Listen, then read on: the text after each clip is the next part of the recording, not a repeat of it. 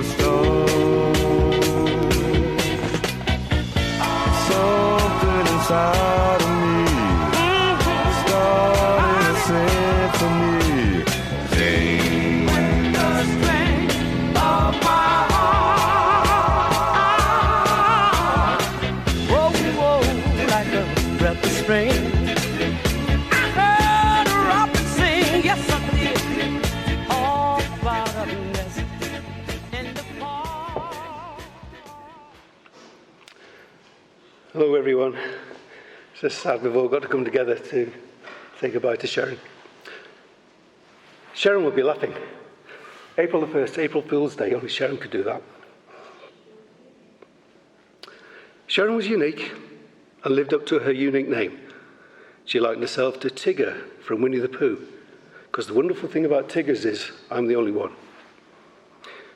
She was born in Whitburn, went to school in Whitburn, lived in Whitburn. She loved the village and the community. She fought tooth and nail to preserve the conservation area from development. She collected plastic and rubbish from Jackie's Beach. She died in Whitburn. Sheryn had a generous and caring heart. She would have probably been the first to volunteer during this COVID-19 crisis and would have probably ended up running the country. If she saw a homeless person, she would go back with food and a hot drink. She'd always have the time to listen to them, not judging in any way, but always wishing them luck. Once in Richmond, she bought a warm sausage roll for a homeless person who refused it because he was vegetarian. Sheryn walked up to the river and fed the swans. Only Sheryn could do that. Sheryn had an incredible memory for names and faces. She always said hello to somebody. Often she would see people she hadn't seen for decades, but she would recognise them and have a chat. Everybody knew Sheryn. She knew every word to every record that played on the radio, but she loved soul music. She made friends everywhere. At school, at work, at the gym, on holiday, and lastly, at my dental practice, all because of her outgoing personality. She was bridesmaid many times and godmother to dozens of children. That's how much people thought of Sheryn. We were set up on a blind date by her friends who were my patients. I called round and we hit it off immediately. We sat on the sofa and just chatted all night, with Solomon, a big golden Labrador, sat firmly between us. When we married, we did it in secret, running off to South Shields, confessing to everybody later. We had a big party a couple of months later. Looks like history's repeating itself, having a quiet ceremony, followed by a big party later on. I married a glamorous air stewardess. And she told lots of funny tales, like the time during some air turbulence, she accidentally put her hand on a passenger's head and pushed his wig over his face. If that wasn't bad enough, she tried to put it back, attracting more attention. All she could do was run down the aisle and hide in the galley at the back. By the time when a passenger came up to her, she'd been sick and lost her teeth down the toilet. When they landed in Spain, Sheryn got the technician to see if he could retrieve them, which, with a big pair of rubber gauntlets, he managed to do that and gave them to Sheryn, wrapped up in several layers of paper. Sheryn gave them to the passenger. She put them straight back in her mouth. I knew Sheryn for only 23 years, but we did so much in that time. Take me away on holiday. At last count, we'd visited 43 countries together. I took her to Wales. She'd only ever been to Cardiff Airport before. When Sheryn stopped flying, she left to study beauty therapy at college. One summer, two of my nurses were off on holiday, so she came in to help. She never left. She was born for that job. Excellent people skills, fantastic communicator and administrator. My practice thrived because of her. In fact, everyone she knew who was related to who needed an appointment at a certain time. Sometimes people, when her mother Alice developed Alzheimer's, Sheryn took occasional time off. The patients would come in and say, "Sheryn, all right? Where is she?" It's very quiet in here. She always said that she hated dentists, but she ended up marrying one. She was my worst patient. She would never get in the chair, and then she would never keep still. Sheryn loved sport. She was on the school rounders and hockey teams and was a good squash player. She went to her first Sunderland game when she was 3.5 and still have the red and white scarf her nana knitted for her. A regular attender at Roker Park, she managed to get a ticket for the final in '73, but her dad Bob went instead as she said she was too young. She loved rugby, and we were lucky to get tickets to watch Scotland play. One time after a Scotland-France game, we were walking back to the hotel, and we called in a little pub near Edinburgh Castle. It was packed full of French supporters. Sheryn started chatting to them. 2.5 hours later, she conducted them in singing Frère Jacques, Sur le pont d'Avignon, La Marseillaise. Only Sheryn could do that. Sheryn loved nature. Everybody knew Sheryn's dog. We took on Fonz, the Persian street fighter, and then we got another kitten, Miss P. She didn't like cats. She trained Miss P as if she were a puppy. Took her on the lead. Only Sheryn could do that.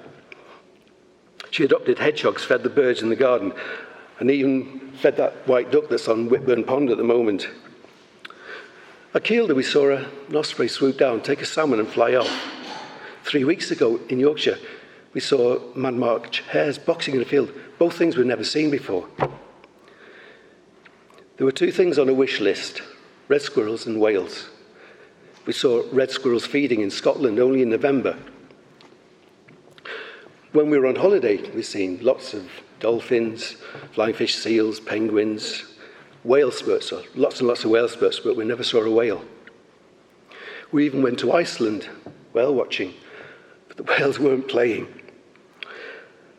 Last month, holiday off New Zealand, a dream came true as there were 3 fin whales, second only in size to blue whales, feeding and surfacing only yards away from the boat we were on. She was shaking and crying at the same time because she was so excited. When my granddaughter, Layla, arrived, Sheryn pushed me to have as much contact as possible with her, for which I am ever grateful. Sheryn was very strict with her. She had rules, and no meant no. One day when Layla was 3.5, she said to Sheryn, "I don't like you, only Pampa." Sheryn said, "I know, I don't care." Layla jumped on top and gave us the biggest cuddle and said, "But I love you now." After that, their whole relationship changed. I hardly got her looking. Sheryn loved her as if she was her own flesh and blood. They had a competition last summer to see who could get the brownest legs. Sheryn loved her son, so we know who won that contest. Last time Layla was at our house, it's been upside down with all the work we've had done. We put our wedding photo up, and Layla said, "Grandpa, you've got brown hair." It's grey now. That's what Sheryn did. That's what Sheryn did to me. You never knew what was going to happen next. Everyone we met, Sheryn always talked about Layla and how much joy she brought to our lives. Sheryn had a unique style and an excellent eye for detail, but her passion was always handbags. I don't know what it is with women in handbags, but Sheryn had a handbag for every day of the year. In fact, on the practice website, instead of a photograph, she had an image of handbag and shoes. I've heard that in your lifetime you'll only make 6 true friends. You might not see them for years, but when you do, it's as if you only saw them yesterday. Sheryn was my wife, but she was also my best friend.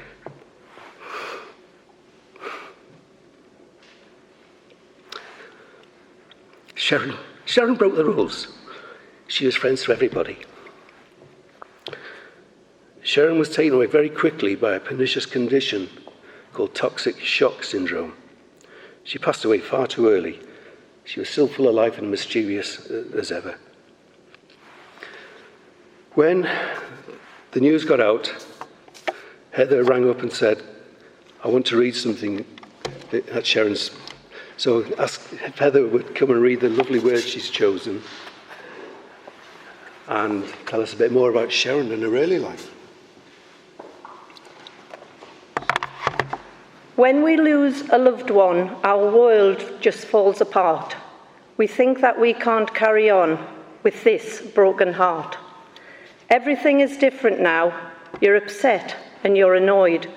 Your world, it seems, is shattered. There's such an awful void. There's got to be a reason, and we have to understand God made us, and at any time, He'll reach down for our hand. There might not be a warning. We won't know when or where. The only thing that is certain of is we'll meet them once again. We're here today to honour and remember Sheryn, who was taken from us all so suddenly. From being told of a passing by David to us being here today has passed at lightning speed. Each one of you here will have so many memories stored, but not even ready to think of them yet, as because it's been so quick and sudden. My memories are endless, and living close together on Lizard Lane, we grew up together knowing each other's thoughts. Sheryn was a strong character and never short of something to say. I remember once we were about 16 and we were visiting Tiffany's. As we left, I heard Sheryn curse loudly, and then as I turned round, I saw Sheryn smiling and a lad was lying on the ground. I turned round and I said, "What's happened to him?" She says, "Oh, I've just knocked him out, he's nipped me bum." Little did I know that when I spoke to her 10 days before she passed, that she would be gone forever and I would never see her again.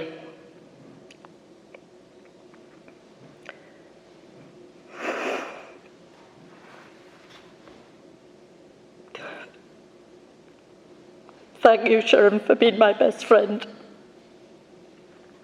And I love you with all my heart.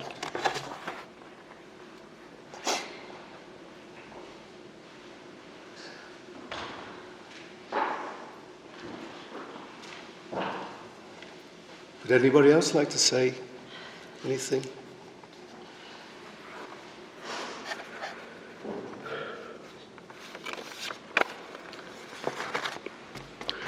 So now is the time to say goodbye to Sheryn. There is a place in heaven for you, Sheryn, because of your big and generous heart. Not because you thought you were going down below and they were afraid you'd take over.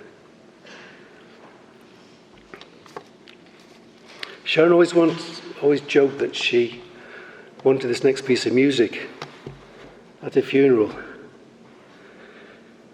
She had a wicked sense of humour. At this moment, hundreds of people around the world will be putting a hammock on the floor, having a dance to this music, dancing and having a laugh with Sheryn.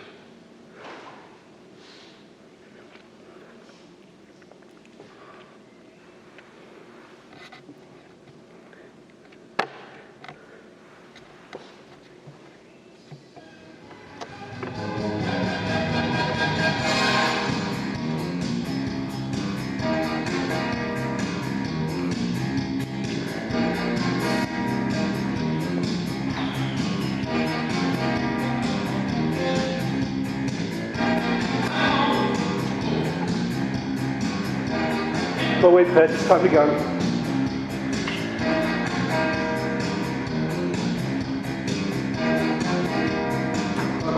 Sing along.